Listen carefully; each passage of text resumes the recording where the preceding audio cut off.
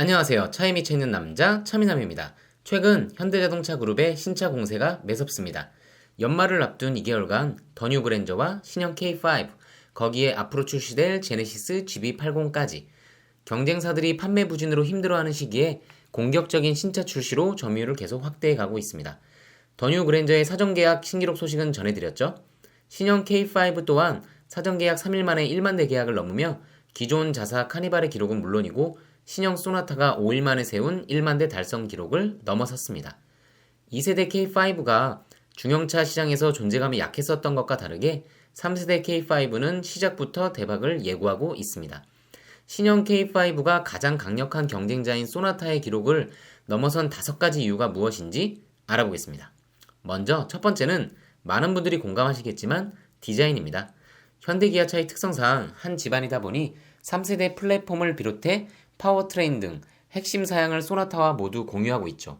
그러다 보니 스펙상 차이가 거의 없는 형제차, 즉 소나타와 K5는 거의 같은 차량이라고 할 수 있죠.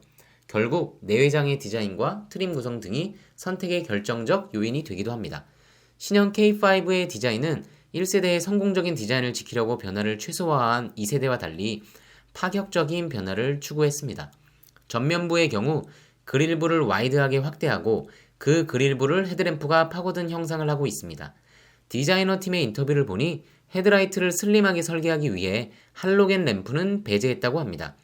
그래서인지 소나타는 기본형의 할로겐 램프를 적용하고 있는데 반해 K5는 기본형부터 LED 헤드램프를 적용하고 있습니다.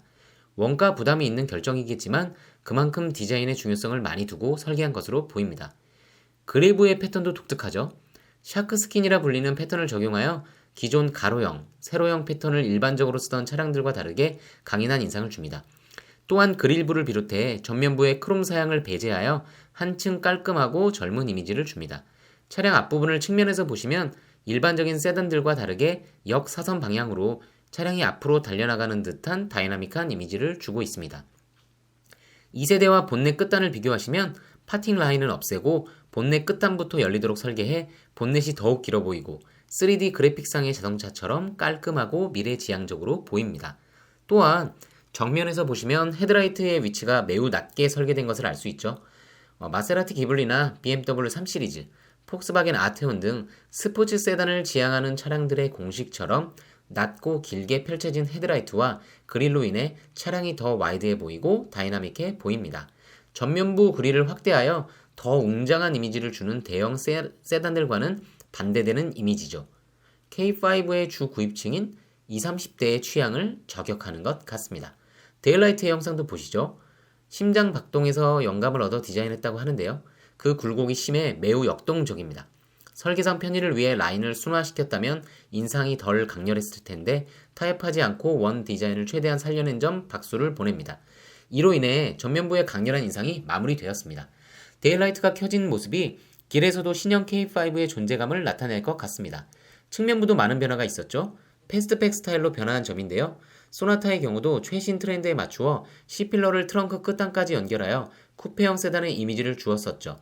K5는 한 걸음 더 나아가 측면부 크롬 라인을 트렁크 리드를 지나 반대편과 연결시키고 트렁크 상단부를 나누고 뒷 유리창 쪽을 블랙 하이그로시 재질과 맞닿게 연장하면서 트렁크 상단부가 극단적으로 짧아 보이는 스타일을 연출하였습니다. 지난 영상들에서도 다루었지만 크롬 라인의 연결이 매우 독창적이고 우아한 느낌을 주고 있습니다. 거기에 트렌디한 커넥트형 테일램프를 적용하였고 K7과의 연결성을 주는 점선 형태의 그래픽을 보여주고 있습니다. K7의 테일램프에 비해 보다 슬림하고 끝부분을 전면부 테일라이트와 같이 심장 박동 그래픽으로 마무리하여 더 다이나믹하고 일체감이 있습니다. 어떠신가요? 전측 후면부의 디자인이 혁신적인 변화로 인해 호불호가 있는 편이었던 소나타에 비해 K5는 좀 더 안정적이면서도 강렬한 디자인 포인트로 많은 분들의 호감을 이끌어내고 있습니다. 국내외 디자인 평가나 커뮤니티 등을 보시면 K5의 디자인 호평이 상대적으로 많다는 것을 아실 수 있습니다.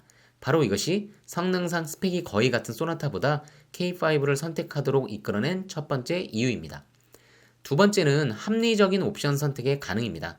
차량 구입을 위해 알아보다 보면 옵션질이라는 말은 한두 번은 들어보셨을 겁니다. 많은 분들이 원하거나 새로운 기능의 옵션의 경우 또는 광고에서 보여주는 외관의 포인트가 될 만한 옵션들이 상급 트림에서만 선택이 가능한 경우가 많았죠. 물론 K5도 옵션을 다 넣는다고 해서 모든 트림이 구성이 같지는 않습니다. 옵션 선택으로 위급과 모든 게 같다면 단일 트림으로 출시가 되는 게 낫겠죠. 다만 기본형부터 선택권을 넓혀서 모든 트림에서 드라이브 와이즈, 스타일, 컴포트, 10.25인치 유보 대비, 헤드업 디스플레이, 스마트 커넥트, 크렐 사운드가 선택이 가능합니다. 간단하게 타 모델들과 비교를 해보겠습니다. 풀 LED 헤드램프와 LED 리어 콤비네이션 램프 옵션을 넣어볼까요?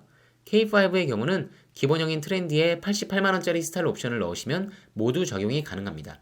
거기에 18인치 휠 타이어도 포함이네요. 소나타의 경우는 어떨까요? 소나타 스마트의 경우는 LED 리어 콤비네이션 램프는 기본이고 88만원 익스테리어 디자인 1 옵션을 선택하시면 풀 LED 헤드램프와 17인치 휠 타이어가 들어갑니다. 다만 K5와 달리 풀 LED 헤드램프가 소나타 인스퍼레이션에서 적용된 프로젝션 방식이 아닌 MFR 타입이 들어갑니다. 18인치 휠은 2,798만원에 해당하는 프리미엄 패밀리에서 34만원의 옵션을 추가해야지만 적용이 가능합니다. 쉐보레 말리부는 어떨까요? 말리부의 경우 시작 가격은 2,345만원으로 K5 소나타와 비슷하지만 LED 헤드램프를 선택하려면 LS, LS 디럭스, LT, LT 디럭스를 지나 다섯 번째 상급 사양인 프리미어에 가서야만 54만원의 선택이 가능합니다. LED 테일램프 또한 하위 3가지 등급에서는 선택조차 안되고 네 번째 등급인 LT 디럭스부터 적용됩니다. 비교를 해보니 K5의 옵션 선택권이 기본형부터 잘 되어 있다는 것을 알 수 있습니다. 두 번째 비교입니다. 버튼 시동과 10.25인치 내비도 적용을 해볼까요? K5의 경우 기본형인 트렌드에서 221만원을 추가하면 버튼 시동 스마트키 시스템과 하이패스 자동 결제, 10.25인치 유보 내비, 독립 제어 프로토 에어컨, 공기청정 시스템 등이 모두 적용됩니다. 소나타의 경우는 기본형인 스마트에는 10.25인치 내비 선택이 안되며 두 번째 등급인 프리미엄에서부터 옵션 적용이 가능합니다. 미세먼지 센서를 포함한 공기청정 시스템의 경우 소나타에는 아직 적용되지 않았습니다. 말리부의 경우는 내비게이션 또한 네 번째 상위 등급인 LT 디럭스부터 옵션으로 적용이 가능합니다. 기본형이나 하이트림에 대한 차별화가 K5 소나타 대비 심한 것을 알 수 있습니다. 다만 기본형부터 8인치 컬러 터치 스크린과 함께 안드로이드 오토와 애플 카플레이를 전사양 기본 적용한 점은 장점입니다. 이번에는 기본형과 같은 가성비 트림을 원하지만 앞좌석 전동 시트와 가족을 위한 뒷좌석 열선 시트가 필요한 경우를 가정해 보겠습니다. K5의 경우 기본형인 트렌디 트림에 93만원 컴포트 옵션을 선택하시면 앞좌석 파워 시트와 앞좌석 전동식 허리 지지대, 동승석 워크인 디바이스, 동승석 릴레이션 컴포트 시트, 뒷좌석 열선 시트 등이 적용됩니다. 소나타의 경우 세 번째 등급인 프리미엄 패밀리에서 컴포트 옵션을 선택해야지만 위의 사양들이 적용됩니다. 가격은 2,830만원으로 상대적으로 높죠. 말리부의 경우도 볼까요?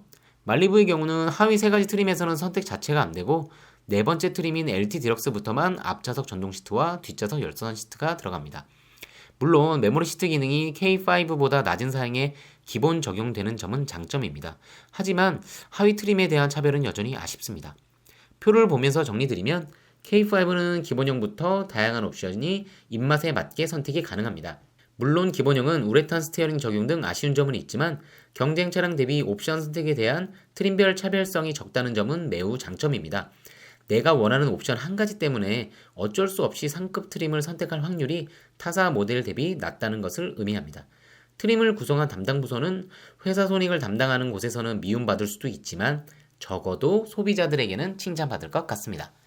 K5가 대박난 세 번째 이유는 4가지 엔진사에게 동시 출시입니다. 소나타의 경우는 1.6 터보의 테스트 기간 때문인지 1.6 센슈어스 모델은 추후 개별 출시되었죠. K5는 2.0 가솔린과 1.6 터보 엔진을 동시에 출시하였습니다. 더불어 소나타와 달리 두 엔진 사양의 외부 디자인도 차별화하지 않았습니다. 거기에 누구나 구입이 가능하게 돼 인기가 상승 중인 LPI 엔진과 최근 대세인 하이브리드까지 모두 함께 출시되어 단 3일 만에 1만 대 계약을 돌파하는 데 한 가지 이유가 된 것 같습니다. 말리부의 경우는 LPI 엔진이 부재이고 SM6의 경우는 하이브리드 라인업이 없죠. 네 번째 이유는 다이얼식 전자 기어의 적용입니다. 2세대의 기계식 가죽 부츠 타입 기어와 달리 시프트 바이 와이어를 적용하였는데 그중 직관적 조작성과 디자인적으로도 선호되는 다이얼식이 적용되었습니다. 전자식 기어 적용으로 인해 원격 주차 보조 같은 기능도 함께 구현이 가능하게 되었고, 소나타의 버튼식 대비 주차 시나 급한 조작 시의 조작 용이성도 더 뛰어나 보입니다. 현대의 경우 소나타와 그랜저에는 버튼식, 새로 나올 제네시스 GB80에는 다이얼식을 적용하였죠. 물론 기어 방식은 개인마다 선호도가 다를 수 있기에 판단은 여러분께 맡기겠습니다. 다섯 번째 이유는 경쟁차와 상급차를 능가하는 옵션의 적용입니다. 같은 그룹의 차량이다 보니 소나타와 새로 나온 더 뉴 그랜저의 옵션이 상당 부분 유사하게 적용되었죠.